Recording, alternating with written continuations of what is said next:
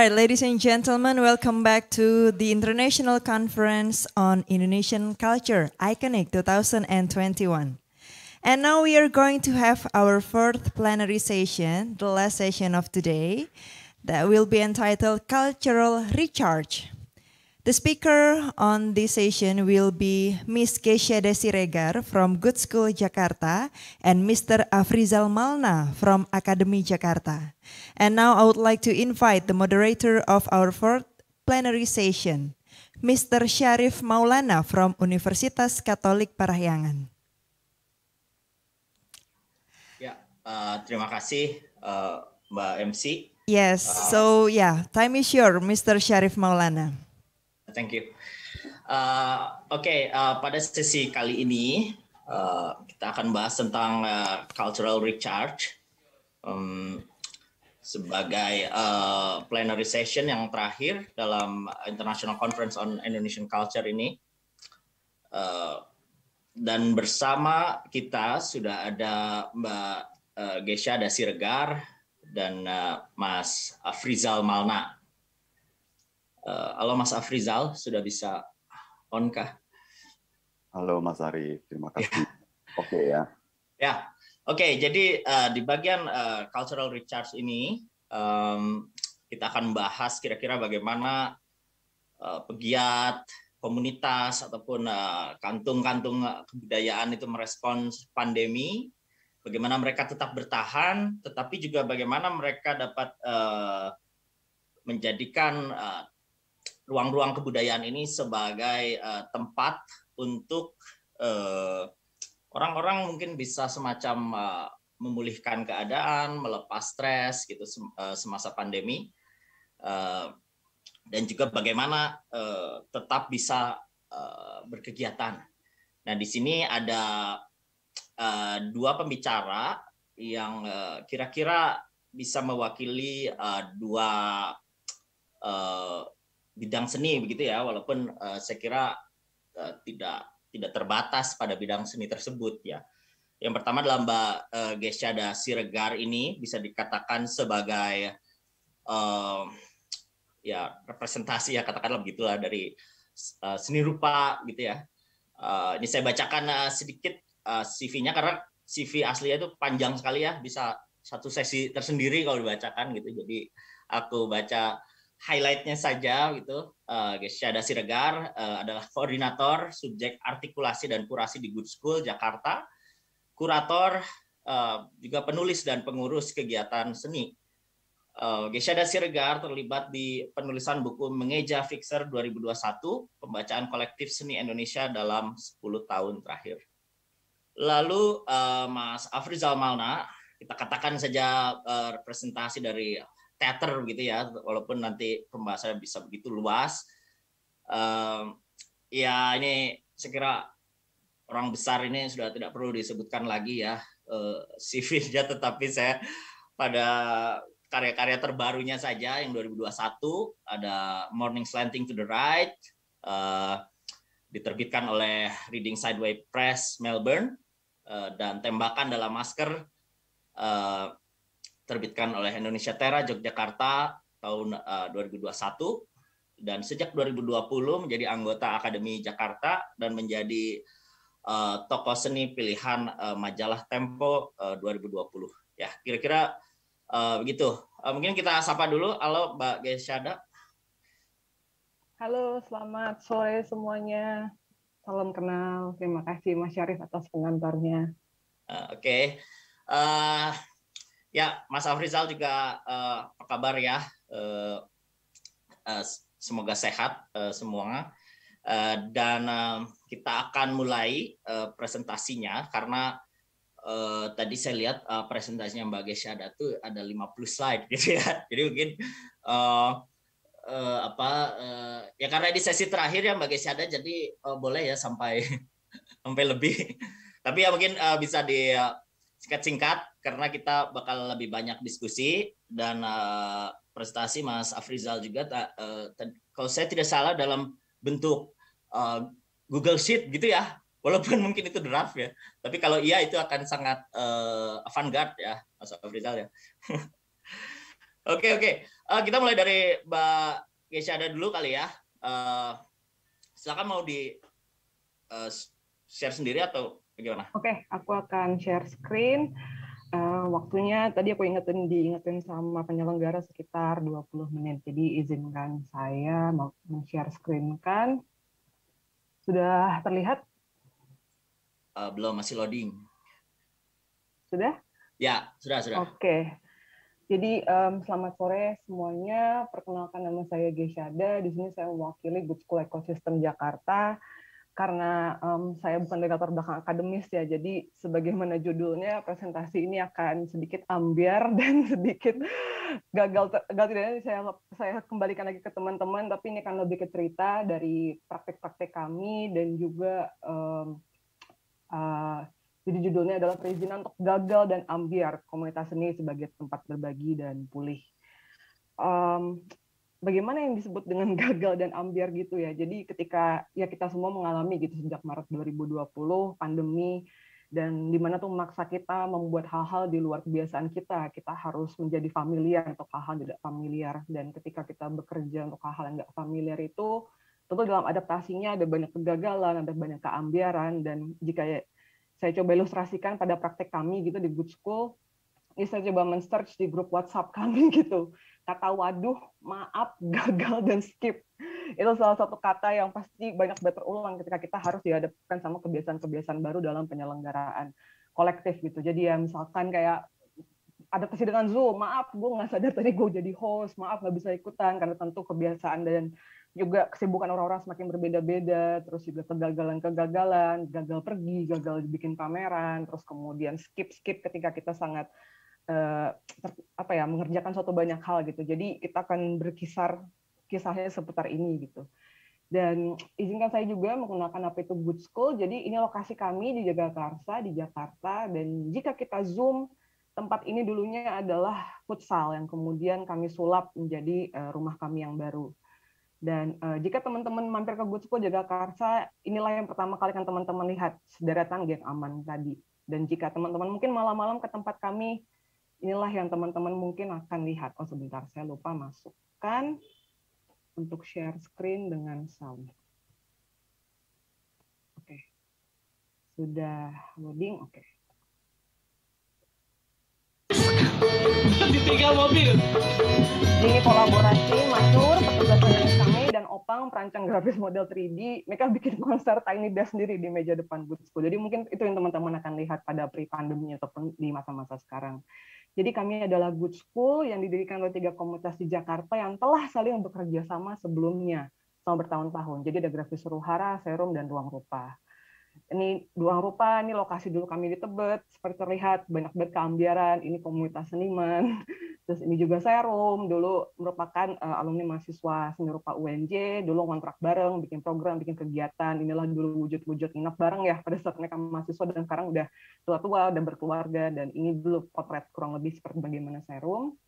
Dan ini Grafis Suruhara, kolektif yang fokus pada seni grafis. Jadi beginilah kurang lebih karakter 3 komunitas ini. Dan kami jadi Good School Ecosystem sejak 2018, dan di Good School tuh ada banyak banget subdivisi dan subunit. Jadi ada yang fokus sama anak-anak, ada yang fokus sama bikin jurnal, bikin fokus seni media, fokus sama mahasiswa, radio, festival musik, dan segala macam. Dan ketika kami menjadi Good School, kami punya 2 program pendidikan alternatif katakanlah. Jadi kami fokus pada studi kolektif dan ekosistemnya, dan juga short course. Jadi kami fokus untuk bagaimana pengalaman berpuluh-puluh tahun menjadi komunitas itu dikaji, karena selama ini mungkin belum banyak gitu ya kajian mengenai membuat komunitas. Pada komunitas itu banyak banget di Indonesia. Dan ini dulu BC, before COVID, satu hari di Good School bisa seperti ini nih, di pojokan ada yang nongkrong, malamnya ada kelas, ada yang meeting, tamu dari luar negeri, ini teman-teman studi kolektif lagi rapat, segala macam. Jadi ginilah potret dalam satu hari gitu. Dan juga sebagai bayangan gitu, ada sekitar 100 orang sebenarnya yang kerja dan aktivitas di Good School hari-hariannya, dari pengurus hingga tim kebersihan dan tim keamanan. Dan dulu dengan adanya short course gitu, itu kurang lebih ada 100 orang lagi yang ke Good School dengan berbagai alasan. Jadi kebayang lah ya riuhnya dan bagaimana dinamiknya pada saat sebelum pandemi gitu. Dan kemudian pada saat pandemi bagaimana gitu. Dan aku rasa juga ini mungkin satu semangat dengan banyak teman-teman pekerja seni dan budaya lainnya, kita tentu mencoba melakukan apa yang kita bisa gitu untuk saling menolong, saling membantu. Jadi misalkan kami dulu bikin APD, mulai bikin ketahanan pangan, terus kerjasama dengan petani Sukabumi untuk bikin membagikan hasil panennya gitu. Dan juga ini salah satu highlight-nya, menggunakan resource 3D printer yang kami punya, kami menyulap aula yang tadinya buat pameran, buat konser, membuat alat pelindung diri untuk nakes yang dibagikan secara gratis, kami galang secara donasi, dan kemudian orang-orang sekitar Good School, tetangga-tetangga kami yang kehilangan pekerjaan, kami juga libatkan, dan termasuk kami ya kehilangan pekerjaan gitu, untuk sama-sama menggunakan duit donasi itu untuk bikin APD. Terus tentu sebagaimana teman-teman pekerja seni budaya lainnya, kami harus migrasi membuat program-program online.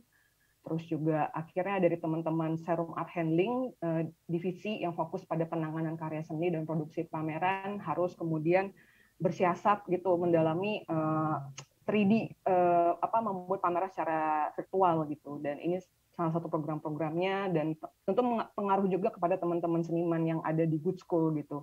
Ini karya MG Pronggotono, dia kepala sekolah Good School, dan ya ini untuk karya seni kontemporernya, dia membayangkan siasat untuk bisa bertahan hidup ketika lahan udah nggak ada, ya dia nanam atau bikin makanan lewat bajunya dia gitu. Jadi tentu berpengaruh pada karya-karya. Dan seperti yang saya bilang di awal, ada juga program studi kolektif di mana kami mengundang awalnya individu, cuma sekarang kami mengundang komunitas-komunitas yang awalnya tersebar seluruh Indonesia, komunitas-komunitas muda untuk ikut program studi kami, untuk belajar mengenai sustainability kolektif, gimana bikin hubungan masyarakat. Dan sebenarnya kan untungnya kalau online kita bisa menjangkau teman-teman dari berbagai daerah. Jadi waktu itu teman-teman dari Solok, Sumatera Barat sampai Maumere akhirnya bisa ikutan, karena dulu kalau program studi ini kan harus ke Jakarta dan biaya hidup pasti mahal segala macam. Akhirnya kita bisa menjangkau teman-teman ini dengan modal online, dan kami pun bisa mendatangkan sumber pengetahuan dari tempat lain juga. Misalkan pada saat kelas ini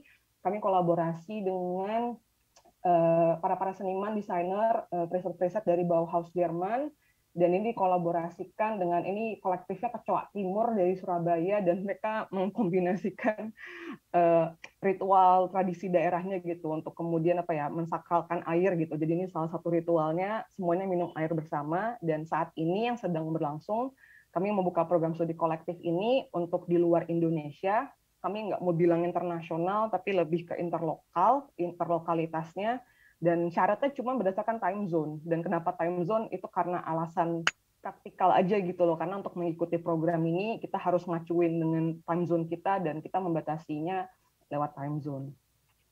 Nah akhirnya kan ya sebagaimana yang kita tahu ya, ya pasti membuat program di tengah pandemi semuanya online, dan pasti ada keresahan juga untuk mencari bentuk-bentuk baru gitu. Dan bagaimana ya kemudian untuk mencoba cari tempo-tempo baru ini gitu, mencari ritme-ritme baru gini. Dan mengutip salah satu pemikir Indonesia, Rich Brian, kami mengutip lirik lagunya dia gitu, slow down, because you're moving too fast for the world, you're gonna miss out.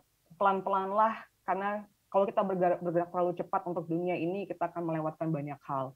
Jadi strategi kemudian untuk mencari program-program strategi lain selain online adalah dengan menurunkan tempo. Contoh kasus yang paling bisa mengilustrasikan ini adalah ketika Good School ada proyek kerjasama dengan Art Gallery of York University di Toronto.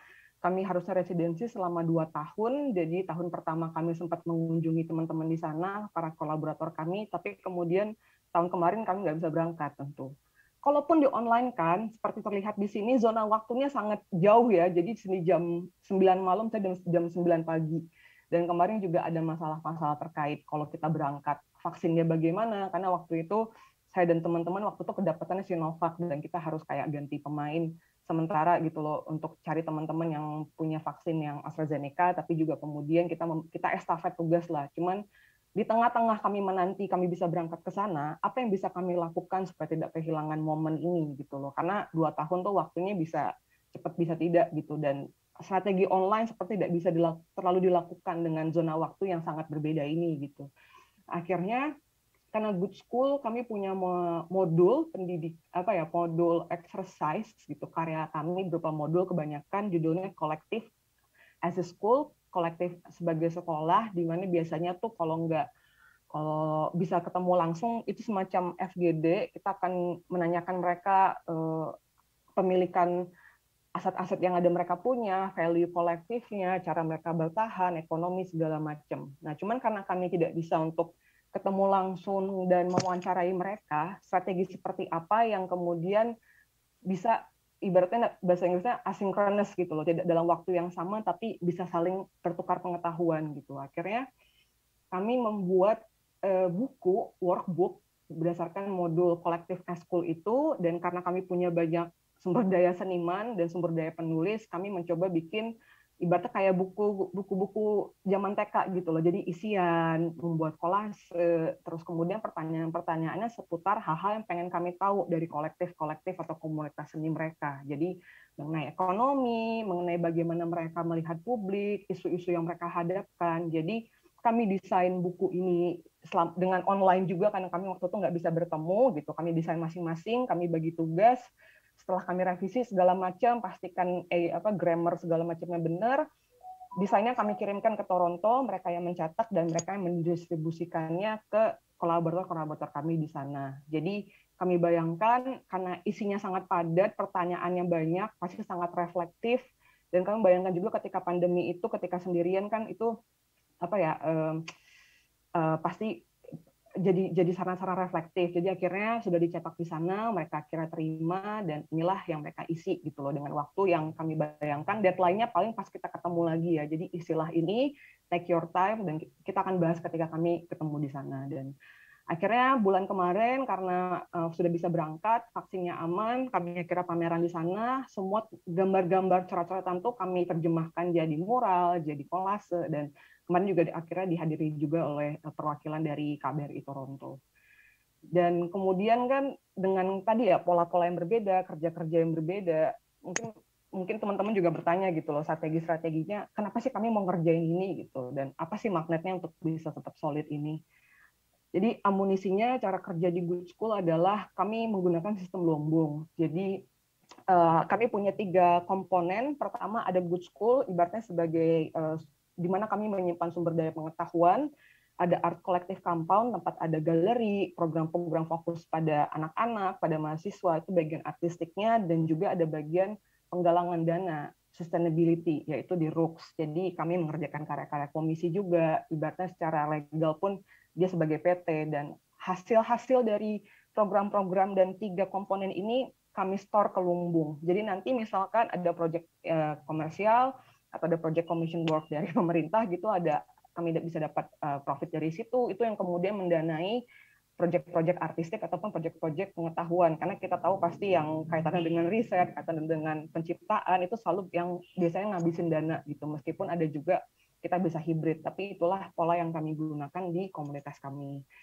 Dan ini pun terinspirasi sama lumbung, mungkin juga semuanya familiar ya, di mana surplus panen itu disimpan untuk kebaikan bersama.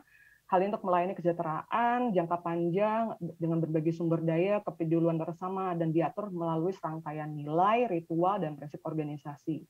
Dan jika kami bisa rumuskan gitu loh, prinsip organisasinya ya ini, bagi kami humor itu penting karena kerja kesenian atau kerja komunitas itu tidak efektif, tapi selama kita punya humor yang sama, itu kita bisa bersama, dan juga kedermawanan, rasa ingin tahu, kemandirian, sufficiency, locally anchored, atau kita berjangkar sama konteks lokal kami, dan kemudian struktur.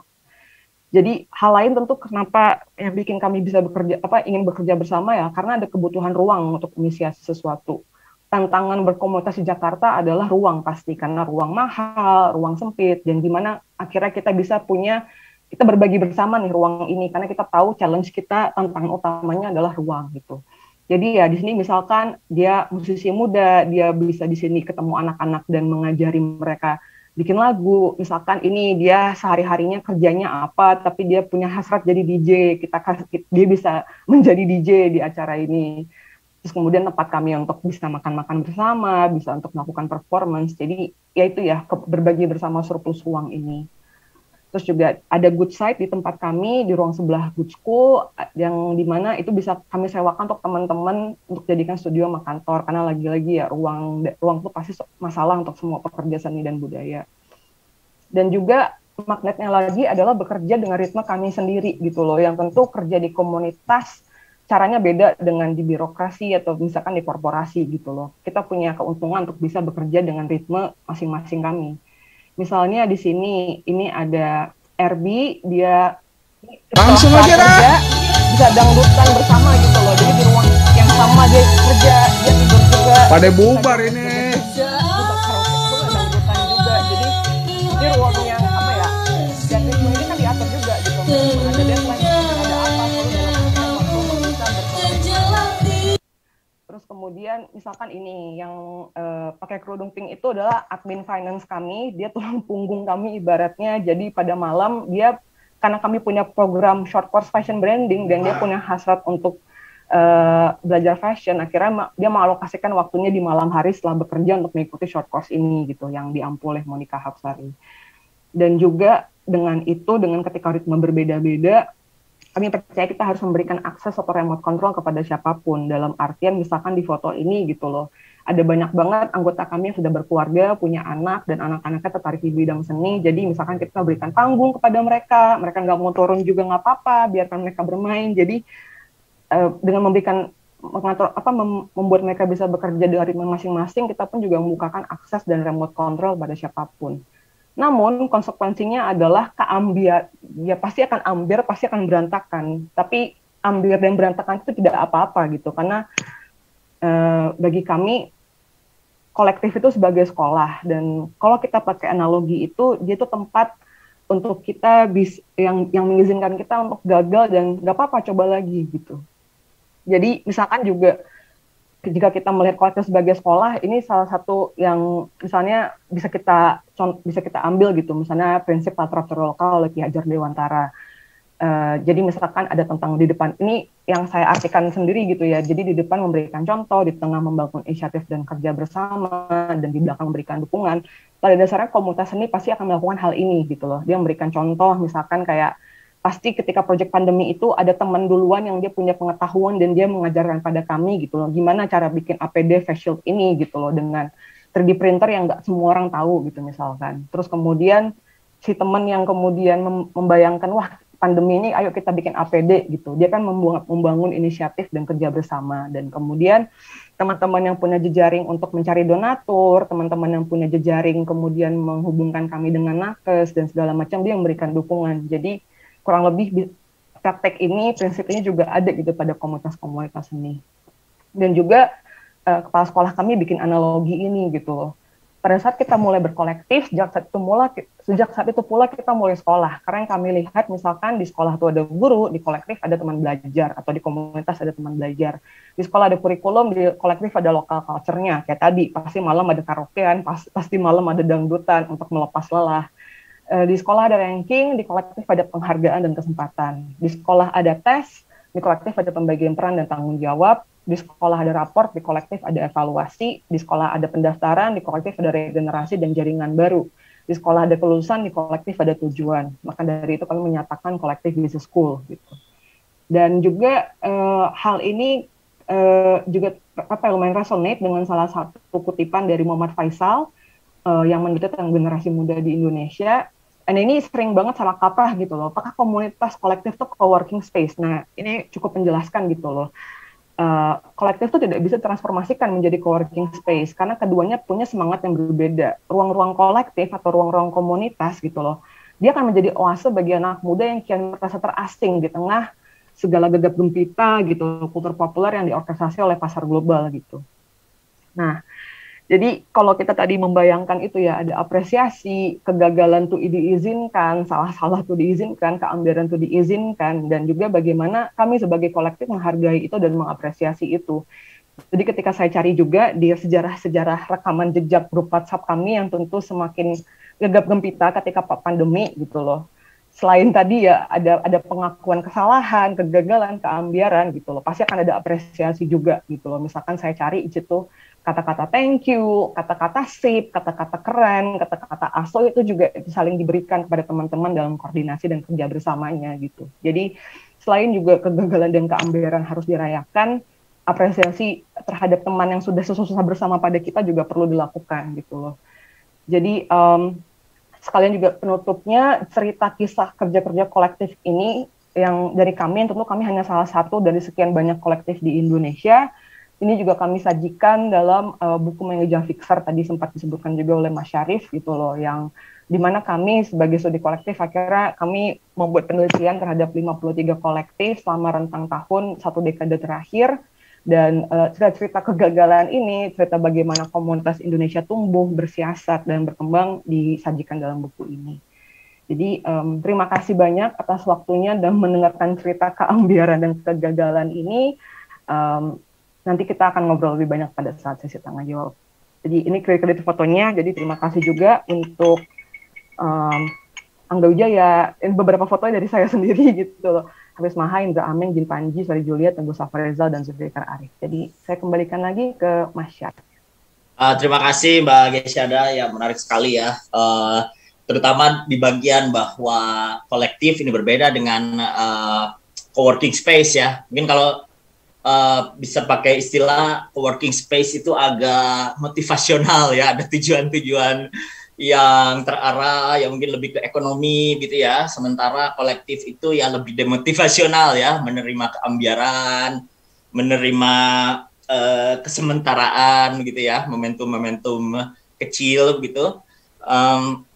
Ya tapi menarik ya, sisi humor itu mungkin sesuatu yang menjadi khas seni begitu ya, yang membuat menurutku ada perbedaan antara kerja-kerja sosial atau kemasyarakat yang non seni dengan yang berbasis estetika ya. Mungkin sedikit sebelum ke Mas Afrizal, mungkin Mbak Gesyada bisa menebalkan kembali ya, kira-kira apa sih perbedaan antara suatu gerakan yang menurutku ya ini kan semacam seni sebagai kehidupan ya secara umum ya, bukan seni dalam arti art for art begitu.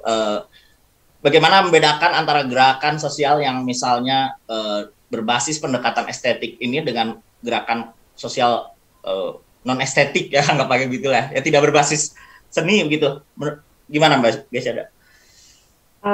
Menurutku sebenarnya kan tujuannya pasti sama ya, siapapun mereka kami gitu, dengan keahlian yang kami punya gitu loh, kami melihat suatu masalah gitu kan lewat dari keresahan, tujuan, tapi tentu cara nyampein dan cara menyelesaikan solusinya beda-beda gitu. Dan bagiku tentu yang berbeda pendekatan aspek puitisnya gitu Mas ya. Biasanya kalau di seni itu kan dipelintirin gitu loh, dia menggunakan material misalkan untuk kemudian menceritakan suatu keresahan atau menggunakan materialitinya tuh misalkan kuat, atau misalkan di narasinya, di humornya, di punchline-nya, aspek puisinya gitu loh. Tapi misalkan teman-teman yang lain bisa lewat direct action gitu loh. Misalkan yang dibutuhin kelaparan nih beras, ya udah kasih beras aja gitu loh. Cuman mungkin kalau sama seniman gitu loh, mencari berasnya, mengumpulkan berasnya, menyajikan mendelivernya, ada aspek puisi di sana. Meskipun bagiku tujuannya pasti sama ya, kepedulian juga, ngomongin pemulihan juga, dan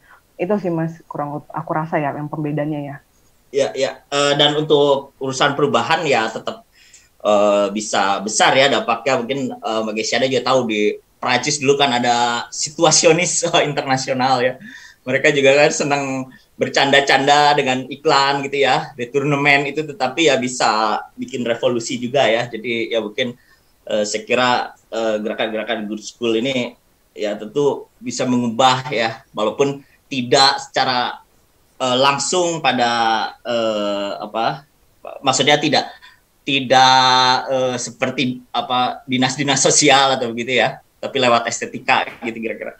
Oke, terima kasih Mbak Gesyada. Berikutnya kita langsung ke Mas Afrizal Malna.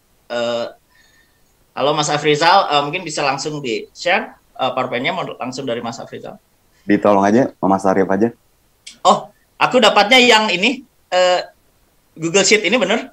Iya, yang Excel ya. Oh, Excel, oke, mantap. Mantap, ini presentasi dengan Excel. Oke, mulai kita ya. Selamat siang, apa sih sebutnya, kita sudah mendengar GSA yang seru ya, ngomongin tentang praktek kawan-kawan di Good School untuk kerja-kerja kolektif ya, mencari metode, mencari strategi, mencari medium, menghadapi perubahan ruang karena pandemi, dan memperlihatkan seni sebagai apa yang pernah dipercaya orang sebagai agen perubahan. Di era pandemi ini sebenarnya juga cukup banyak seniman yang mager, yang bingung, yang tidak tahu apa-apa, yang tidak tahu apa yang harus dilakukan. Saya kira keduanya itu jadi semacam cermin ya buat kita bersama yang menghadapi masalah seperti ini. Nah, pembicaraan saya mungkin tidak seirpiku desa, pembicaraan saya mungkin akan lebih horor gitu ya, atau buram.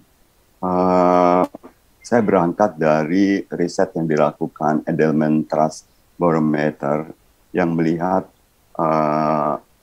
dampak pandemi yang paling serius adalah munculnya krisis kepercayaan, terutama krisis kepercayaan kepada pemimpin, media informasi. Bahkan saya juga nggak percaya sama riset yang dilakukan oleh Edelman Trust Barometer. Nah, kalau kita menghadapi situasi seperti ini, bagaimana pandemi merontokkan kepercayaan kita, apa yang harus kita lakukan? Kita mau kembali kemana? Pengetahuan apa, model-model pengetahuan apa yang bisa kita pakai untuk kita punya pijakan gitu. Kita jadi semacam melakukan retreat ya di tengah pandemi ini. Dan saya kira saya memilih satu pijakan ke sejarah gitu. Yang saya maksud sejarah adalah saya berusaha memetakan ulang apa saja sih yang dilakukan seniman atau di dunia seni ketika terjadi wabah, bencana alam, atau perang. Saya mulai dari meletusnya Tambora di 1815, kemudian tidak berapa lama, 7 tahun setelah itu, meletusnya Merapi di 1822 dan berjangkitnya wabah di Indonesia, sampai 1830 sebagai penanda berakhirnya perang Diponegoro dan dimulainya kultur stelsel. Dalam rentang waktu ini ada beberapa peristiwa yang menurut saya cukup penting untuk kita lihat. Lahirnya novel Frankenstein yang ditulis oleh Mary Shelley sebagai novel yang mungkin bisa kita anggap sebagai fiksi ilmiah pertama gitu. Nah, Frankenstein ini dianalogikan lahir di tengah-tengah Eropa yang gelap gulita selama hampir 2 tahun karena letusan Tambora, banyak kematian, musim dingin yang panjang, gagalnya pertanian dan berakhirnya perang Napoleon gitu. Sementara di Indonesia, Ronggo Warsito menulis zaman kegelapan, ya, kala tidak di tengah juga meletusnya Merapi dan perang Diponegoro, dan Raffles menerbitkan History of Java gitu. Nah, setelah perang Diponegoro berakhir, kemudian Belanda atau Hindia Belanda mengalami krisis, kultur Van der Bos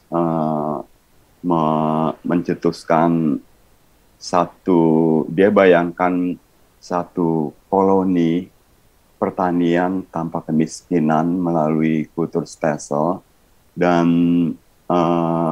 pengamatan terhadap sejarah ini banyak melihat bahwa kultur stelsel menciptakan kemiskinan di Indonesia gitu ya, dan menguatnya feodalisme yang pernah berusaha dilawan oleh Daendels tapi gagal gitu. Tapi di balik konsep kultur stelsel ini sebenarnya juga ada pertanyaan gitu, karena Van der Bos berangkat dari anggapan bahwa Jawa miskin gitu. Rakyat hanya menanam sesuatu yang dia butuhkan dan tidak ada pertanian ekspor.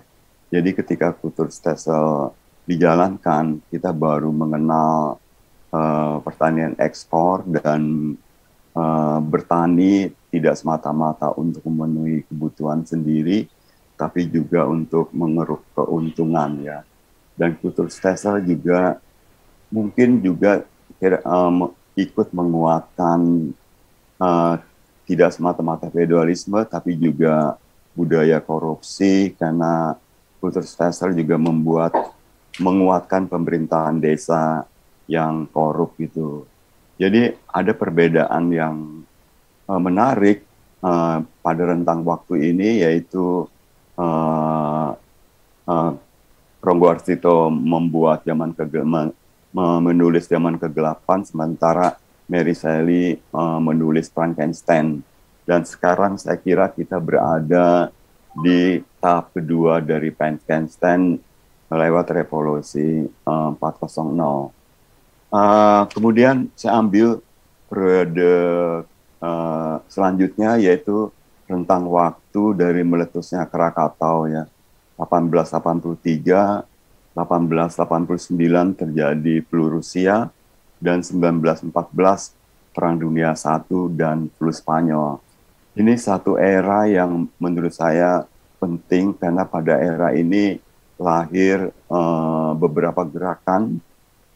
Ada Wiener Secession yang dipimpin oleh Gustav Klimt, dan di dalamnya juga ada Egon Schiele, seorang perupa Wiener yang penting. Egon meninggal karena flu Spanyol, istrinya, bayinya ikut meninggal. Dan di Indonesia Kulturstelsel udah mulai berakhir dan muncul politik etis ya. Pada era ini juga lahir novel Franz Kafka Metamorphosis dan naskah Baal dari Bertolt Brecht. Tan Malaka menulis buku Menuju Republik Indonesia. Era yang melahirkan gerakan Dada, dan saya melihat ini gerakan sebagai dekonstruksi pertama atas genre-genre seni spesialisasi yang mulai dibongkar. Era ketiga, saya Perang Dunia Kedua ya, 1945, 1955, 1968. Perang 45 berakhirnya Perang Dunia Kedua, Indonesia merdeka, kemudian Indonesia membuat pemilu pertama, kemudian 1955 terjadi flu Asia, 1968 terjadi flu Hong Kong. Di era-era ini, saya tertarik melihat Jepang yang pada era ini melahirkan 3 gerakan Gutai untuk performance arts, Butoh, dan Monoha ya. Ketiga gerakan ini menolak budaya representasi atau menolak politik representasi dengan kegagalan Jepang di Perang Dunia Kedua.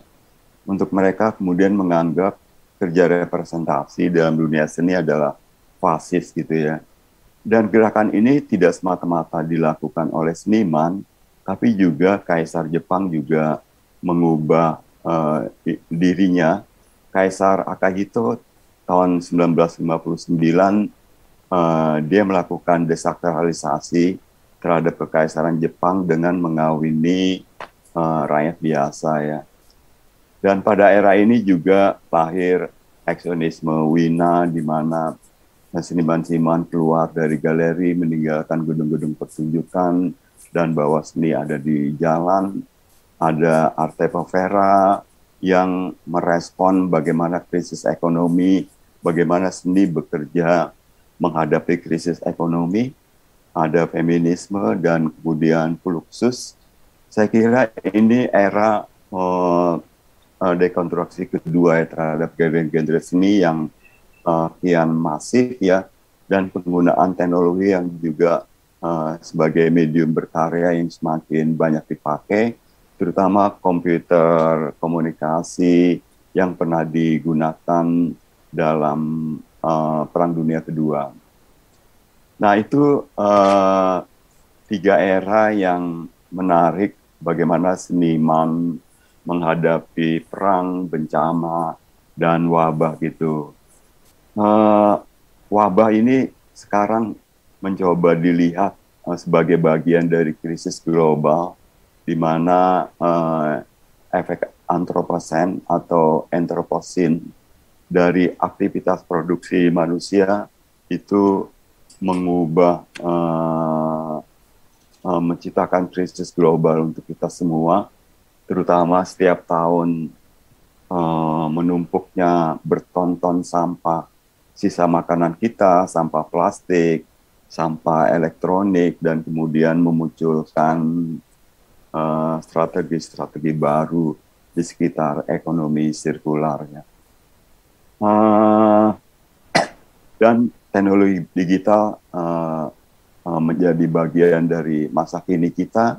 Dunia kesenian kemudian menghadapi platform lain atau ekosistem lain lewat NFT, kripto, atau Facebook yang memproduksi metaverse, di mana kita mungkin akan bertransformasi menjadi seorang avatar ya di dalam ekosistem ini.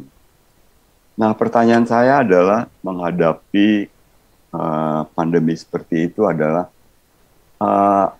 pengetahuan apa sebenarnya yang beroperasi di dalam praktek-praktek yang dilakukan oleh seniman gitu ya.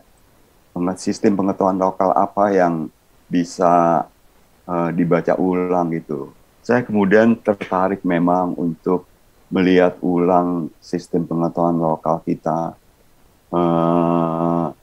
terutama lewat bahasa Jawa, Ana Caraka, di mana dalam bahasa ini ada 3 elemen penting yang saya kira sampai sekarang penting untuk kita lihat ulang, yaitu nalar, rasa, dan daya atau kehendak ya. Bagaimana ketiga elemen ini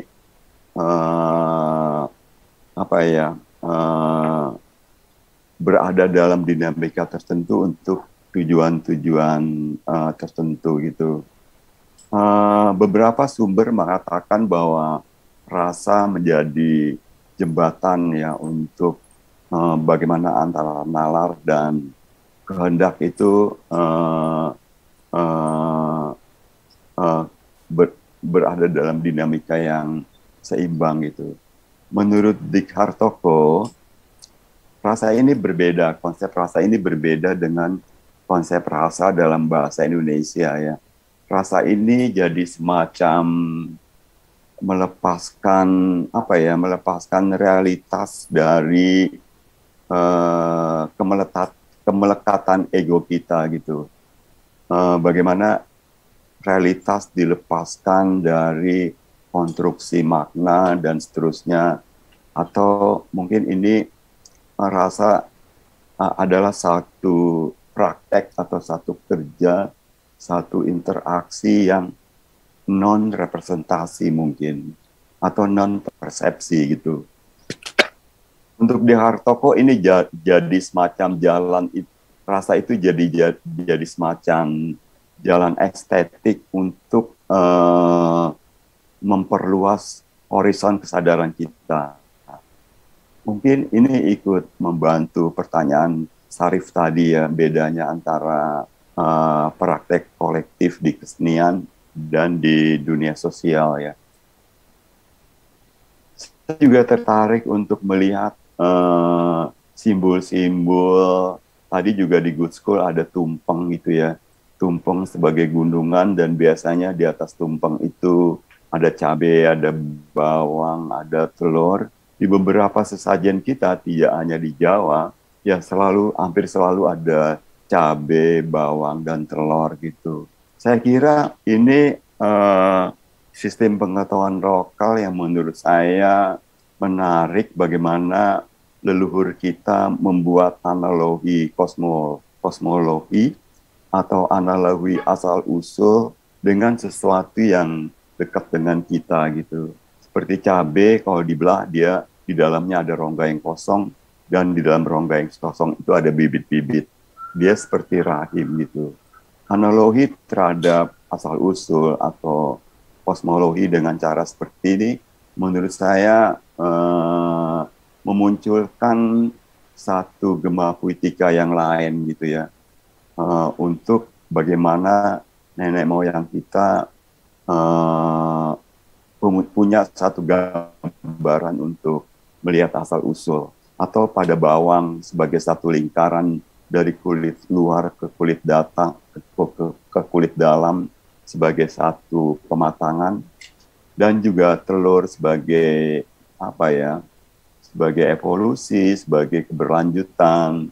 Kadang-kadang telur ini juga ketika dibelah dia digambarkan sebagai representasi dari, karena ada putih telur, ada kuning telur, dari pembagian gender perempuan laki-laki. Ini salah satu gambar dari tumpeng, gunung yang merepresentasi juga negeri kita sebagai negeri yang penuh dihuni oleh banyak gunung-gunung aktif. Gunung-gunung ini penuh mitos dan seterusnya gitu. Walaupun terkesan hierarki ya. Dan di sisi lain di lukisan-lukisan gua seperti di Papua atau di Sulawesi ada gambar-gambar kadal gitu ya. Menurut saya menarik untuk melihat ulang bagaimana kadal ini merupakan gambaran dari roh bumi gitu. Dan ini dari gua di Papua, dan ini juga makhluk mirip kadal dari tenunan Sumba, dan ini juga dari Tapis Lampung ya, yang berbicara tentang makhluk-makhluk roh, nenek moyang, perahu sebagai kendaraan roh untuk nenek moyang berangkat ke negeri Sebang. Dan ini satu visualitas yang mungkin lebih terstruktur pada gunungan Jawa, di mana ada arsitektur, ada rumah, ada alam, ada makhluk-makhluk sebagai kosmologi yang mungkin lebih masif ya, dengan ornamen-ornamen yang menjadi sirkulasi untuk menghubungkan tema-tema yang ada di dalam gunungan yang kompleks ini ya. Saya tertarik dengan satu doa yang dibacakan ada di dalam tradisi Jawa. Beberapa orang masih membaca doa Jawa ini untuk sebelum meminum obat itu. Doa ini isinya adalah obat digunakan supaya penyakit pergi dan cacing kremi mati, tapi biarkan satu cacing kremi hidup untuk menjaga kesehatan kita. Menurut saya ini doa yang menarik dan menjelaskan bagaimana kita membuat analogi melalui gambar-gambar yang dekat dengan kita, cabai, bawang, telur, kadal, sesuatu yang tidak semata-mata ada di luar kita, tapi juga sebagai sesuatu yang kita makan gitu ya. Dan kemudian ini semua, saya tidak tahu apakah pengetahuan lokal ini aktif atau bagaimana kita menurunkannya ke dunia pendidikan, dan sementara perkembangan sains makin berubah sejak revolusi Kopernikus yang mengubah bumi sebagai pusat dan kemudian matahari sebagai pusat gitu ya. Pemetaan itu untuk saya memperlihatkan bahwa dunia seni nggak pernah definitif gitu ya. Dunia seni terus bergerak, genre-genre seni juga terus bergerak gitu. Spesialisasi dipertanyakan gitu. Dan sebagai akhir dari pembicaraan saya akan masuk ke era yang lebih awal, yaitu 430 sebelum Masehi ketika terjadinya wabah Athena gitu. Di era ini lahir Oedipus Rex yang ditulis oleh Sophocles. Ini satu naskah drama yang sampai sekarang populer, satu naskah drama yang menggambarkan tragik kita sebagai manusia yang tidak tahu apa-apa, di mana kemudian Oedipus membutakan dirinya sebagai simbol ketragikan bahwa kita tidak pernah tahu apa-apa. Begitu tidak tahunya kita, hingga Oedipus juga membunuh bapaknya sendiri dan mengawini ibunya sendiri, karena dia tidak tahu sebelumnya bahwa itu adalah bapaknya dan itu adalah istrinya. Kira-kira begitu pembicaraan yang bisa saya lakukan.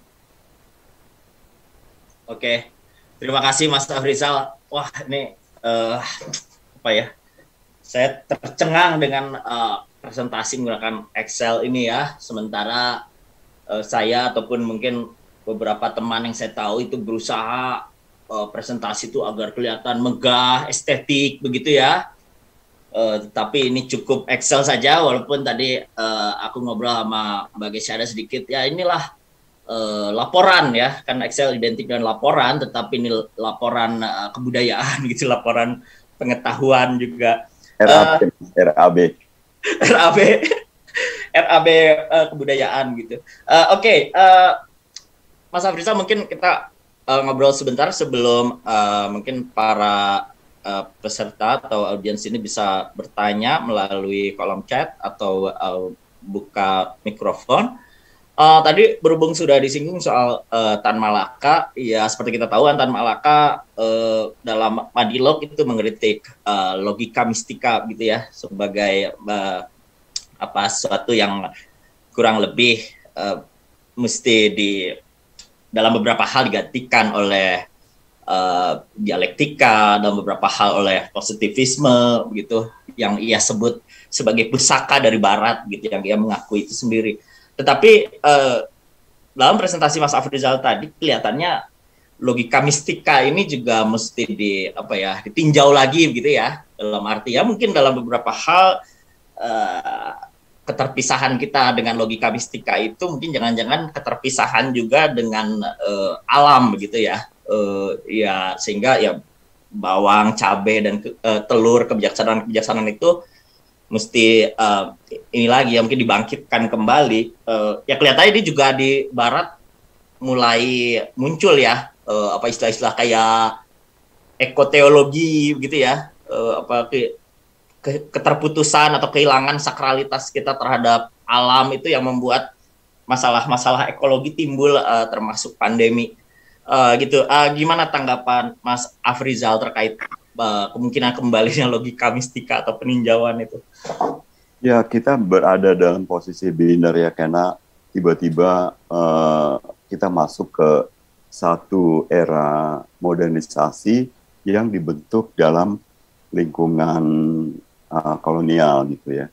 Itu membangun satu persepsi seolah-olah modernisasi ada di luar kita, tapi sekaligus kita ada di dalam gitu, di dalam modernisasi itu, dan itu membentuk satu sikap yang dualistik dalam memilih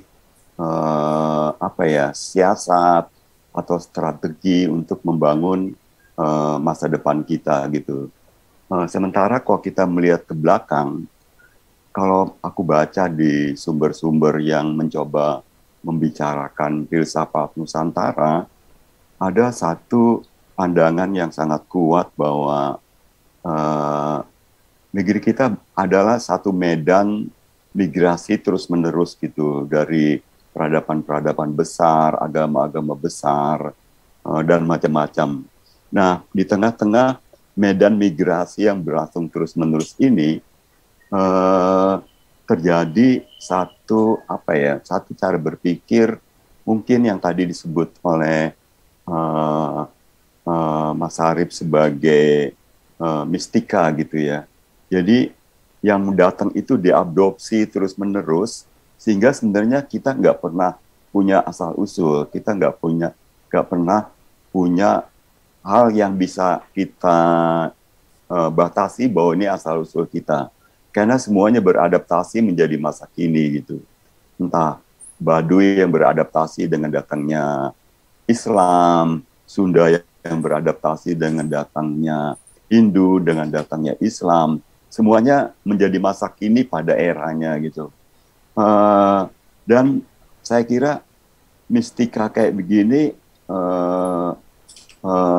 nggak bisa diabaikan ya. Dia sangat kuat kalau kita melihat kembali kepada Arjuna Wiwaha ya, yang ditulis oleh Empu Kanwa gitu. Ada satu kutipan yang menarik di Arjuna Wiwaha itu, dia menemukanmu yang tidak bisa ditemukan, dia menjamahmu yang tidak bisa dijamah, dia menyentuhmu yang tidak bisa disentuh. Jadi menurutku ini satu bentuk interaksi atau dialektika yang mistis gitu ya, yang oleh beberapa pengamat disebut sebagai isi kosong, isi kosongin lagi. Jadi dia beradaptasi terus gitu. Dan kalau misalnya pendidikan kita kan sekarang mungkin lebih banyak menggunakan cara-cara barat ya, mungkin itu akan membuat kita nggak ngerti cara-cara membaca produk-produk kebudayaan kita sendiri gitu. Misalnya kita jadi nggak ngerti membaca bawang, nggak ngerti membaca cabai gitu ya. Kalau misalnya kita meriset beberapa metode latihan, misalnya katakanlah wayang losari gitu, topeng losari gitu. Metodenya juga tidak jauh dari makanan gitu. Bagaimana mereka retreat dari makanan yang disebut puasa gitu.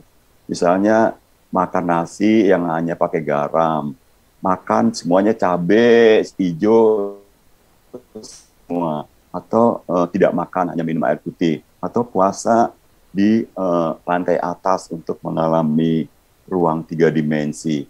Menurutku itu semua retreat untuk seseorang bisa memposisikan ulang dirinya ketika melakukan sesuatu. Oke. Baik. Bagaimana, ada pertanyaan atau mau memberi tanggapan? Silakan. Karena kalau tidak ada, maka moderator yang akan asyik sendiri ya ngobrol di sini bersama narasumber yang kaya akan pengetahuan nih. Mungkin sambil menunggu ya, saya ke Mbak Gesyada dulu. Tadi menghubungkan pernyataan Mas Afrizal soal makanan gitu ya. Jadi saya kira kalau Mbak Gesyada, ya saya yakin sudah membaca pemikir seni seperti Caroline Korsmeyer gitu ya, yang mengatakan bahwa ya selama ini ya terutama dimulai abad ke-18 gitu, ya posisi laki-laki itu seolah lebih punya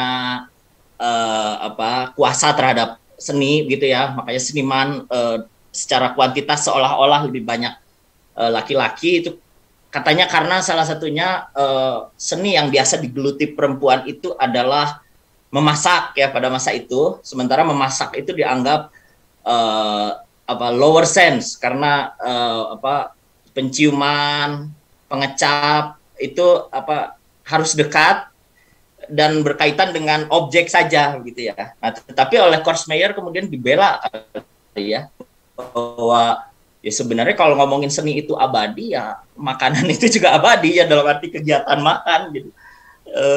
Ya itu gimana tuh? Karena kebetulan di Good School juga aku lihat tadi kegiatan makan itu bagian dari kegiatan estetik ya gitu ya, bukan sesuatu yang wah ini makan itu fisiologis ya, badani sensual pleasure gitu ya. Nah itu gimana Mbak Gesyada menanggapi itu?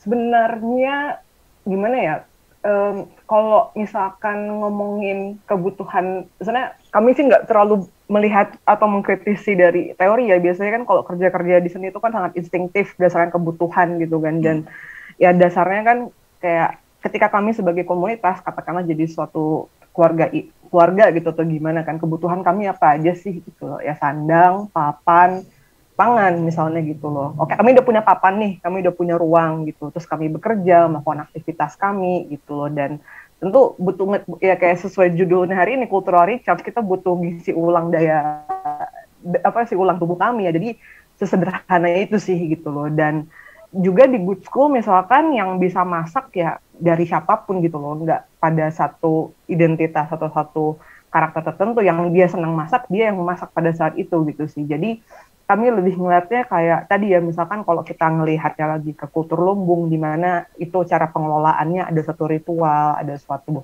nilai-nilai bersama gitu. Katakanlah tadi kayak makan bersama, kemudian ditutup dengan karaoke, nyanyi, itu ritualnya, itu lokal culture yang ada di komunitasnya gitu, dan lebih ngelihatnya ke budaya yang ada di kita gitu loh. Misalkan kalau kita ngelihat kayak ya budaya Didong atau budaya-budaya lain kan, ritual-ritual itu kan juga kadang untuk melepas penat, melepas jengah gitu. Aku rasa pilihan-pilihan artistik ini berdasarkan tadi ya kebutuhan, berdasarkan inisiatif teman-teman, berdasarkan kesenangannya dia gitu loh, dan bagaimana masing-masing mereka bisa berkontribusi gitu kan. Biasanya juga lebih kebagi peran ya, kayak yang ini yang masak-masak, ini yang ngerjain proposal, ini yang apa, itu gue bantu lo masak deh gitu loh, bantu gue sumbang makanan deh. Jadi bagi aku mungkin melihatnya ke aspek kolektivitasnya itu sih, Mas Syarif. Oke. Ya, pembagian kerja itu ya. Ya, oke. Baik, ini mulai ada pertanyaan dari Pak Kusen Ali Pahadi pada Mas Afrizal. Bagaimana Mas Afrizal membaca air putih, kopi, teh, dan sigaret yang hadir dalam persembahan? Silakan Mas Afrizal langsung jawab.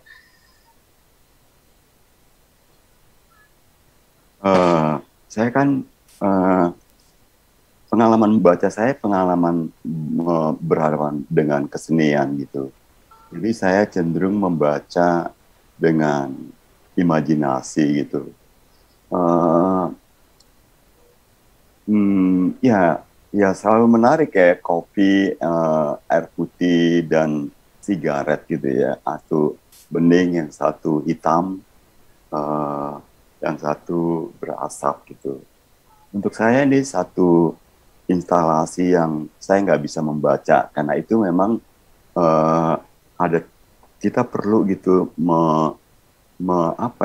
menurunkan bagaimana sih cara-cara membaca produk-produk kebudayaan kita.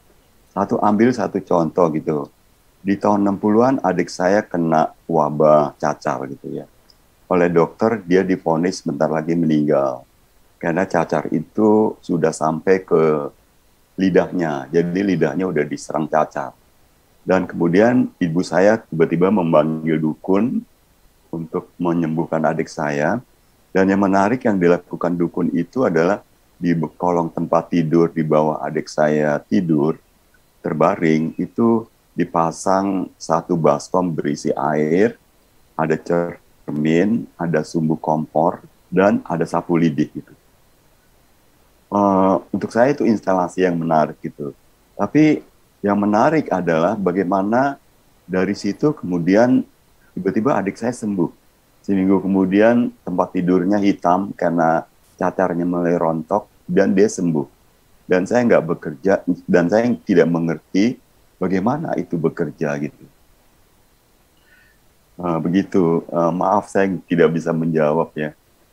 Iya, saya kira istilah membaca itu juga kadang sangat akademis dan pada titik tertentu pakai tanda kutip barat gitu ya, karena mungkin pada orang-orang yang menyediakan sesajen itu ya aku pernah mendengar mereka berkata ya yang nanya makna-makna ini ya hanya para akademisi gitu ya mungkin ya, karena mereka menyajikan ini ya dari leluhur dan itu terbukti oke gitu ya, berhasil dan kami tidak pernah cari apa di balik semua ini gitu. Makna apa? Kita cenderung anti kategori kan, karena berhubungan subjek objek. Betul. Oke, Mbak Gesyada, ini mungkin yang berikutnya ini lebih ke Mbak Gesyada. Maaf tadi saya masih kurang begitu jelas. Tadi tim Kak Gesyada sebenarnya sumbangsi dalam hal apa? Karena begitu banyak aktivitas dalam anak, kaos, buku, dan terusnya. Sebenarnya ini mengarahnya kemana ya? Ini menegaskan tadi pertanyaan soal pendekatan estetik dan non estetik dalam sosial. Silakan Mbak Gisha. Oke, mungkin sesuai judulnya ya, presiden untuk gagal dan ambiar, mungkin masa kenanya yang gagal dan ambiarnya dari presentasi ini. Karena judulnya cultural recharge gitu loh, mengisi ulang daya budaya gitu. Saya membayangkan ketika menyiapkan materi ini, ya si budaya ini kan digerakkan oleh manusia-manusia, oleh orang-orang yang sudah katakanlah berfokus pada kerja-kerja ini gitu loh. Dan gimana mengisi ulangnya ketika di pandemi kita dihadapkan banyak sama hal-hal yang nggak familiar, kita harus dihadapkan banyak kegagalan, pembatalan, terus hal-hal sedih lainnya gitu loh, dan keambiaran katakanlah gitu. Karena misalnya, nggak tahu apakah Masnya merasakan juga gitu loh, ketika semua aktivitas WFH atau online gitu loh, karena asumsinya waktu kita luang banyak, kerjaan sangat numpuk, keambiaran. Kita harus, apalagi teman-teman yang harus kerja di rumah gitu loh, yang tadinya ruang privat dan kemudian ruang kerjanya terpisah, ini jadi satu gitu loh. Jadi banyak banget kemudian keambiaran gitu loh. Kayak ketika lagi Zoom, anaknya harus ngurus anak, segala macam. Jadi banyak banget kemudian adaptasi yang saya harus lakukan gitu loh.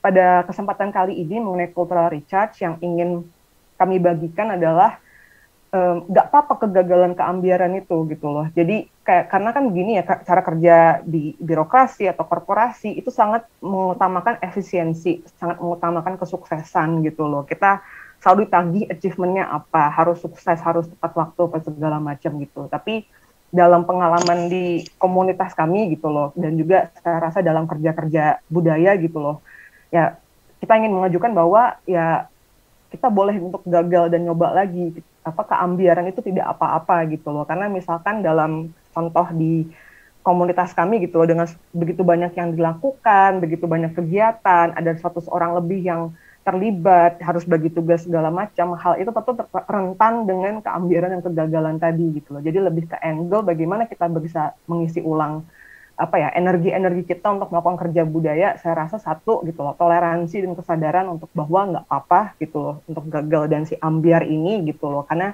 itu bagian dari kultur kita gitu loh. Maksudnya kalau bisa cocok logian gitu loh, kenapa di negara-negara utara gitu harus sangat tepat waktu, harus sangat efisien, karena mereka terbagi dari 4 musim. Ketika udah musim dingin mereka nggak bisa nongkrong, mereka nggak bisa keluar gitu loh. Sedangkan kita misalkan sepanjang tahun ya paling musim hujan dan musim panas. Kita bisa punya waktu, konsep waktu kita lebih luas gitu loh. Jadi makanya untuk kemudian bisa nyoba lagi, untuk kayak ambil waktu untuk istirahat dan coba lagi dan mengambiarkan itu tuh hal-hal yang lumrah gitu loh. Dengan kemudian kita selalu tergerak untuk bikin sesuatu gitu. Jadi ya kurang lebih kontribusinya sih lebih untuk merayakan itu sih Mas Steve gitu. Jadi mohon maaf jika misalkan terasa ambiar dan gagal, karena itulah kurang lebih konsepnya gitu loh, merayakan hal itu gitu loh, ketidaktahuan. Tapi ya karena ketika kita tidak tahu atau kita bingung atau apa, itu kan sebenarnya awal mula kita proses belajar gitu loh. Jadi itu juga sih poinnya gitu. Gimana Mas Syarif mungkin bisa bantu meluruskan juga keambiaran dan kegagalan, mungkin gimana ya? Boleh ikutan. Ya. Saya kira penting ya kata ambiar dan kegagalan sebagai sesuatu yang berada bersama kita sehari-hari gitu. Saya bertemu dengan beberapa kawan muda yang mereka beberapa kali ingin bunuh diri gitu ya. Nah, di balik keinginan untuk bunuh diri itu ada tuntutan-tuntutan keluarga yang kayak begitulah ya, tekanan-tekanan untuk jadi sempurna, jadi orang gitu ya. Saya kira individualisme cenderung melahirkan orang-orang yang terobsesi untuk punya banyak hal, untuk bikin karya yang sempurna gitu ya. Nah, di balik kesempurnaan itu kita terasing gitu dari sesuatu yang namanya proses gitu. Tapi kalau kita bekerja, saya kadang-kadang ini kan, aku pengen nih membuat puisi yang gagal. Itu susah banget gitu. Di pandemi kemarin kita bikin platform namanya Festival Puisi Jelek gitu. Nah, festival puisi jelek itu memang digagas untuk membuat puisi yang jelek. Ternyata itu juga tidak gampang gitu ya. Menurut saya eksperimen-eksperimen seperti itu penting ya untuk kita tidak terasing dengan apa yang kita lakukan, bahwa pada dasarnya seni itu berangkat dari bermain-main kan, saya kira. Ya oke, mungkin ya aku tambahkan sedikit aja, ngutip Emil Cioran ya, pemikir Rumania. Dia bilang bunuh diri itu adalah ciri orang yang optimistik gitu ya. Jadi karena pertama gagal dengan optimismenya, dan yang kedua bunuh diri itu harus optimis ya, ada motivasi besar di baliknya gitu. Tetapi orang pesimis tidak akan bunuh diri karena dia tidak tahu makna hidup ini apa, sehingga buat apa dia mencari makna setelah mati ya. Jadi 2 kali kerja mencari makna itu akan melelahkan. Jadi pesimis lah. Gitulah kira-kira ya. Oke. Mas, ini pertanyaan untuk Mas Afrizal, tapi juga boleh lah ya Mbak Kesyada jawab. Mas Afrizal lebih percaya dukun atau dokter untuk mengobati penyakit fisik maupun psikis? Pakai atau nih, berarti ada salah satu Mas Afrizal. Saya nggak bisa ya menjawab kayak begitu ya. Nggak punya dasar berpijak untuk percaya mendukun atau percaya dokter gitu. Ya kedua-duanya gimana ya? Ya saya nggak bisa menjawab ya pertanyaan itu ya, karena itu juga apa ya? Saya agak takut ke rumah sakit, dengan bawa obat-obatan aja saya sudah takut. Oke, bagi Syada bagaimana? Percaya dukun, dokter, atau seniman? Saya percaya yang maha kuasa aja, Mas. Ya. Sama semesta. Ya sih, saya juga sama kayak Mas Hafiza gitu, agak sulit juga sih menjawabnya gitu. Teman biasanya sih kayak selalu instinktif, apalagi kalau misalkan kadang kan kita suka nahan-nahan sakit ya, terus kemudian ketika udah puncaknya udah nggak ketolong, biasanya siapa yang terdekat gitu aja sih paling.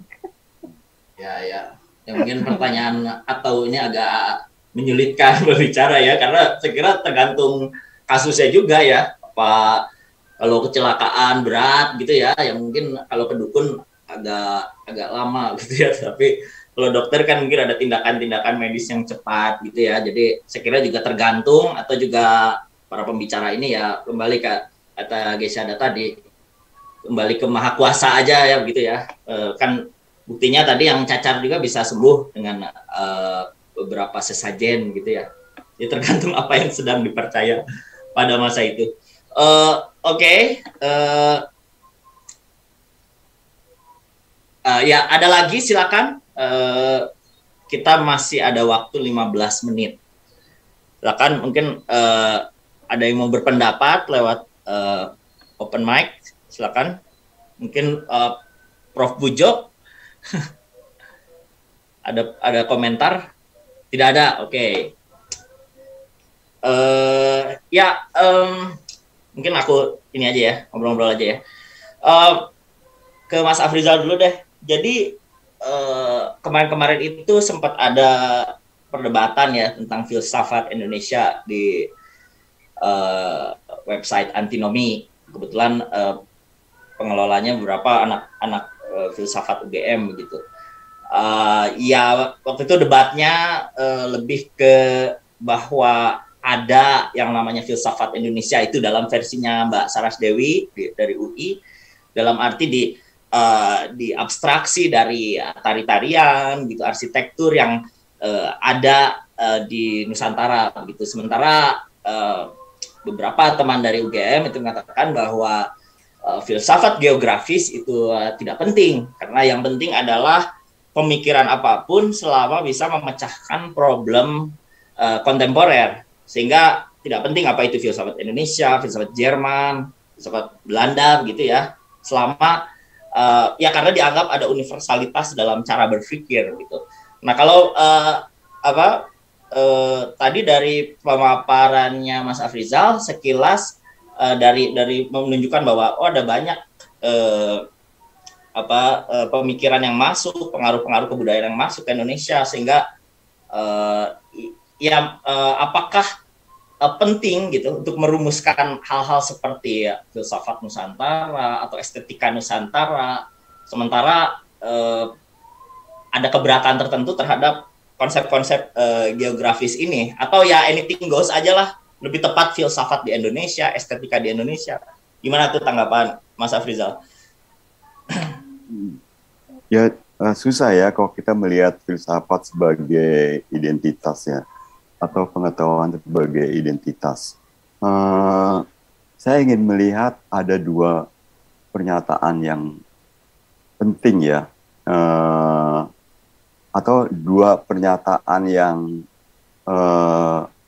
sama ya, walaupun dua pernyataan ini berbeda 100 tahun dinyatakan.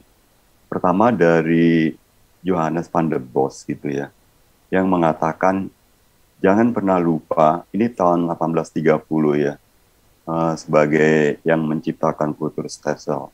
Dia bilang, jangan pernah lupa bahwa secara intelektual, orang Jawa tidak berkembang lebih daripada anak-anak kita yang berumur 12 atau 13 tahun. Dan bahkan lebih tidak berpengetahuan ketimbang anak-anak itu. Mereka harus dipimpin dan diperintah sebagai anak-anak. Dan 100 tahun kemudian di 1935-an, Sultan Ali Sabana dalam Kongres Guru itu menyatakan otak Indonesia harus diasah menyamai Barat. Individu harus dihidupkan sehidup-hidupnya. Keinsafan akan kepentingan diri harus disadarkan sesadar-sadarnya. Bangsa Indonesia harus dianjurkan mengumpulkan harta dunia sebanyak-banyaknya. Ke segala jurusan bangsa Indonesia harus berkembang. Menurutku dua pernyataan ini adalah dua pernyataan yang aneh gitu ya. Bagaimana kita bisa hidup kalau kita nggak punya pengetahuan gitu. Ya, bagaimana kita bisa bertahan kalau kita tidak punya tidak punya cara-cara untuk mengembangkan hidup kita gitu.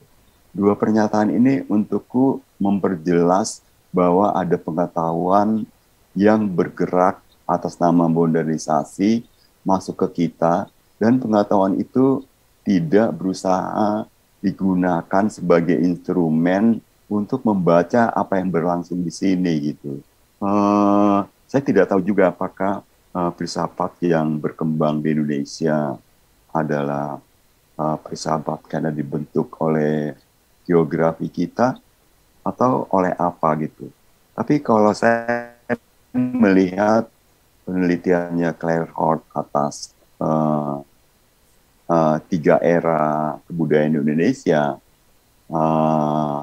pertama di era batu-batu, era masyarakat yang dianggap belum historis, karena tidak mengenal aksara, itu kan udah melahirkan lukisan-lukisan goa gitu.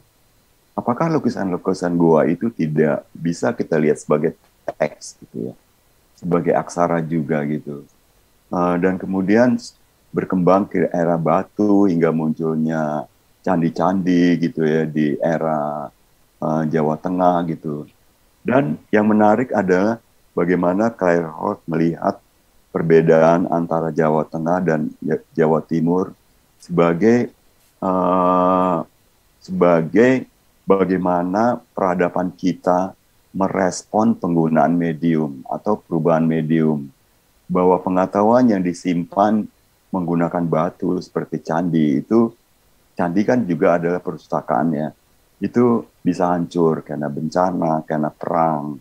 Dan karena itu di era Jawa Timur, medium yang digunakan adalah medium yang tidak mudah hancur gitu, walaupun kontennya sama.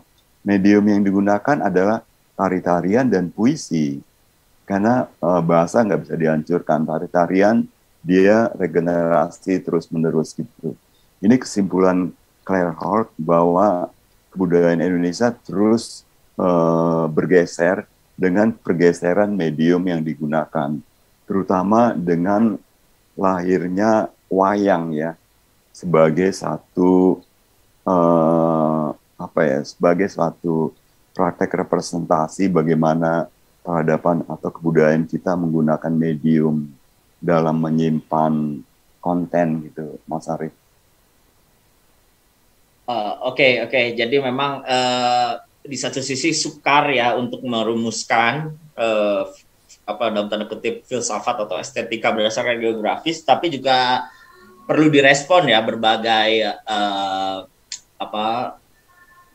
kayak usaha-usaha yang modernisme atau ya apapun yang dari anaknya modernisme itu yang berusaha mengkolonialisasi gitu ya tanpa berempati atau apapun, itu juga perlu direspon mungkin ya, atau di counter jangan-jangan ya. Ini ada pertanyaan dari Prof. Pujo, tapi sebelumnya Mbak Gesyada juga mungkin merespon pertanyaan yang sama, karena aku lihat Good School ini mungkin ini ya semangatnya mungkin lebih kosmopolitanisme ya. Jadi lokal barat sehingga dikotomi itu tidak penting, dileburkan saja. Itu gimana tuh kaitannya dengan tadi soal estetika Nusantara dan non Nusantara gitu? Salah satu katakanlah kayak prinsip atau semangat yang kami usung gitu tadi di bagian slide lumbung kan, selain curiosity, humor, itu juga ada locally anchored gitu loh. Pada dasarnya kan ya semua pemikiran seni gitu pasti ada aspek locally anchor-nya gitu. Misalkan kayak mengutip Mas Ade Darmawan gitu, salah satu anggota Ruang Rupa gitu. Karena kan kebetulan juga Good School akan terlibat di salah satu festival seni di Jerman gitu, Documenta 15 gitu, dan kemudian kami membawa gagasan mengenai lumbung ini gitu loh. Dan tentu ada pertanyaan, ini sangat lokal banget atau gimana? Nah, cara Mas Ade ngebalikinnya ya, pop art itu lokal banget gitu, kata Mas Ade. Ya si Campbell, Andy Warhol tuh lokal banget, Britpop tuh lokal banget, dan kenapa enggak gitu kita bawa mengenai lumbung, mengenai nongkrong gitu loh. Itu ya lokalnya mereka gitu. Atau kayak misalnya mengutip Bong Joon-ho gitu, sutradara Parasite ya, Oscar tuh lokal banget gitu. Siapa yang bilang dia itu global dan dunia? Maksudnya yang kami selalu pegang adalah si mentality ini gitu loh, tanpa satu sisi juga kayak selalu merasa harus biner dan opposing teman-teman di utara ini gitu loh. Sebenarnya kami lebih percaya atas pertukaran yang equal gitu. Kami lebih percaya sih itu sih, dan kemudian ya itu tadi menyadari dan asas peduli juga gitu loh. Maksudnya kadang kan kayak persoalan penjajahan segala macam kan tuh nenek-nenek moyang kita masing-masing, kita udah di generasi baru gitu loh, dan paling kemudian bagi kami gitu menyadari lokal culture masing-masing, konteks masing-masing, dan kemudian ya mencari kesamaan vibe aja gitu. Jadi kalau bagiku ya mengenai pakai geografi sih gitu sih, gimana pun juga pasti lokal lah gitu. Cuman ya udah tinggal, semuanya kan lagi-lagi persoalan artikulasi sama persoalan pelabelan kayak tadi Mas Syarif bilang, ngasihin makna gitu.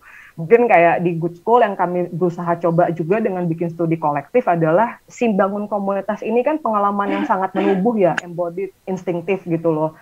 Dan kemudian kita cuma ujung-ujungnya misalkan nanti ada riset dari Australia, dari Inggris datang ke kita, riset, bikin buku, dia bikin istilah-istilah sendiri, padahal mah subjeknya kita gitu, itu pengalaman kita gitu, yang makanya kami usahakan untuk kemudian ya kita juga bisa kok sebenarnya mengartikulasikan itu, menarasikan itu, dan cari istilah lokalnya. Makanya misalkan dengan kami mulai bikin studi kolektif ini, sebenarnya dengan kesadaran itu sih Mas, kita bisa nulisin sendiri, karena itu cerita kita, itu kita yang ngerasain gitu. Makanya kemudian bikin buku, bikin program pendidikan, karena bagi kami clue-nya semuanya di pendidikan, di pertukaran pengetahuan. Jadi paling kayak gitu sih. Oke. Jadi sebenarnya spiritnya lebih pada lokal, kontekstual, tapi kemudian jejaringnya ya yang global, tetapi juga apa yang dipresentasikan tetap isu-isu yang ada di sekitar, dan mungkin harapannya bisa jadi model atau apa ya bagi. Dan jangan pernah ngerasa inferior sih, itu yang kami tekenin banget gitu loh. Kayak kan kita ngerasa ya karena ya kayak International Art English gitu loh, kita mah depannya banget ya broken English is International Art English gitu loh, kayak misalnya ya gitu-gitulah kan. Misalnya apa cuman karena kita nggak bisa bahasa Inggris atau kita nggak bisa gunain bahasa itu kita jadi lesser misalkan, nggak. Yang sangat kami tekankan banget ya itu sih, ya local culture ya, Inggris juga bahasa lokal mereka gitu, perbedaannya sama bahasa kita. Jadi kesadaran tuh bagi kami penting banget gitu untuk kayak ditekenin banget gitu loh. Jadi bukan berarti yang di utara tuh hegemoni atau kayak si globalnya, enggak, mereka tuh akamsi sana juga sebenarnya gitu kan. Oke, baik, kita sudah mau selesai. ini ada pertanyaan dari Pak Prof. Pujo terhadap Mas Afrizal. Nanti langsung sekalian ditutup aja mungkin dari Mas Afrizal. Lalu ada pertanyaan dari Steve Mendel ini. Pak Steve ya, aku asumsikan gitu. Mau tanya lagi, menurut Kak Gesya kali ya, ini typo, dan Pak Syarif, aku mau moderator Pak, nggak bisa jawab. Indonesia ini punya masih apa sajakah dalam eksplorasi medium keseniannya? Nah, jadi Mas Afrizal bisa menjawab pertanyaan Prof. Pujo sekalian menutup, Mbak Gesyada bisa menjawab pertanyaan Pak Steve sambil menutup.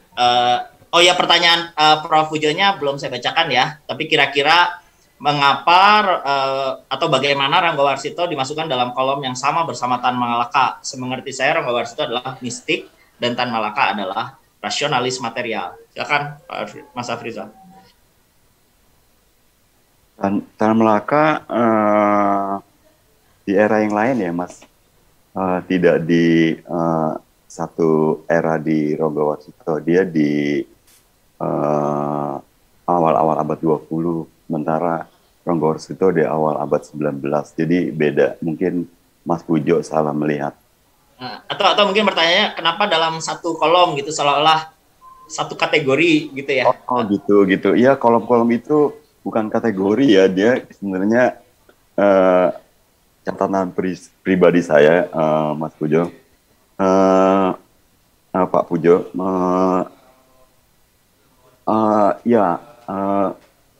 ya bukan satu.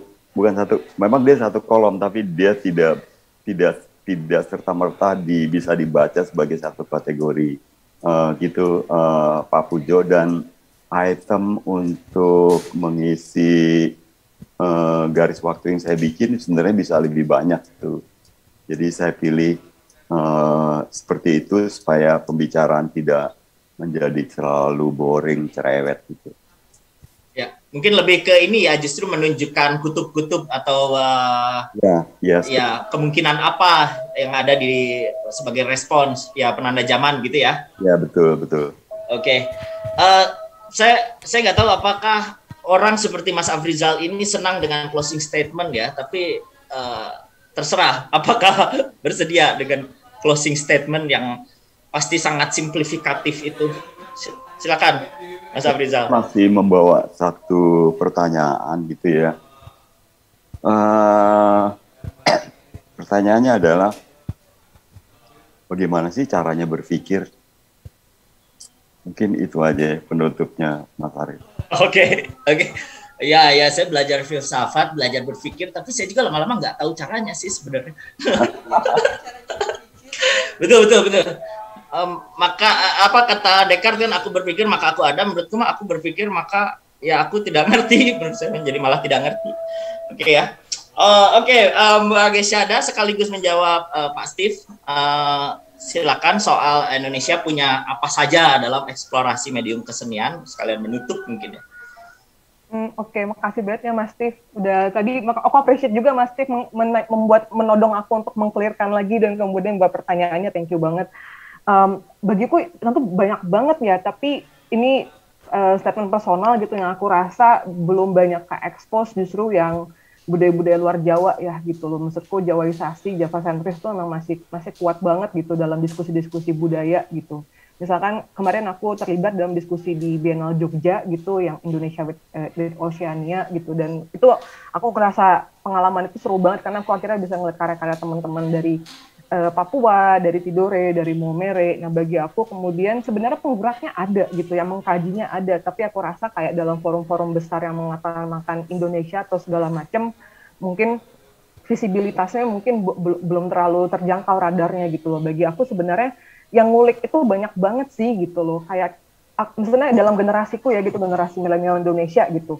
Teman-temanku kalau skripsi depannya semua revitalisasi, rebranding budaya tradisi, mungkin juga yang profesor-profesor sini sering deh ngampu skripsi anak-anak zaman sekarang yang peduli budaya itu banyak banget, dan kemudian gitu ya melihat budaya-budaya yang kemudian kayak dari Sumatera, dari Kalimantan, Sulawesi, NTB, Bali, Papua gitu. Bagi aku sebenarnya kayak yang ngeksplorasi ya tentu banyak banget lah gitu loh. Kita tahu lah berapa ratus, berapa budaya, berapa suku gitu loh. Cuman menurutku kemudian penting banget gitu untuk dalam kegiatan-kegiatan budaya yang ada label Indonesianya ada kesadaran itu gitu loh. Meskipun bukan berarti kita ngundang mereka sebagai kuota keterwakilan ya, tapi kemudian atas dasar kita ngerasa ini penting dan wacananya harus didistribusikan gitu. Bagi aku itu aja sih paling singkat dan itunya. Silakan Mas Syarif. Oke, terima kasih Mbak Gesyada, terima kasih Mas Afrizal. Mungkin sedikit pengumuman kurang akademik ya. Ini hari ini saya ulang tahun gitu ya. Jadi terima kasih Mas Afrizal dan Mbak Gesyada sudah ikut merayakan ya. Dan Pak Prof Pujo juga teman-teman ya. Jadi saya dapat banyak kado hari ini gitu ya. Oke, itu intermezzo saja, intermezzo di akhir. Oke, mungkin terima kasih seluruh peserta dan panitia, para pembicara juga. Terima kasih Pak Mas Steve. Dan demikian akhir dari sesi hari ini. Kita akan lanjutkan kembali di sesi besok. Dan saya kembalikan pada MC. Alright, thank you very much, Mr. Syarif Maulana. Happy birthday, by the way, for your special day and also for moderating the last session of the first day of Iconic 2021. And yeah, it was really great discussion indeed. Also flourishing about the concept of ambyar as an approach, yeah. And also Mbak Gesyada already shared about the alternative education and alternative entertainment and also the alternative way of sharing. Moreover, Pak Afrizal Maulana also shared about several tangible and intangible culture as the local wisdom, so it will be useful to be applied to the society. Yeah.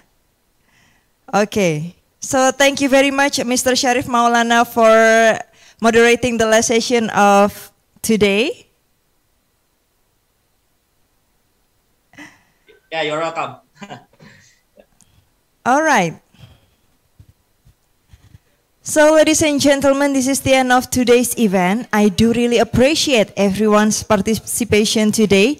Thank you so much for your presence, your kind attention, and your great energy. And hopefully this event will bring future benefits for all of us.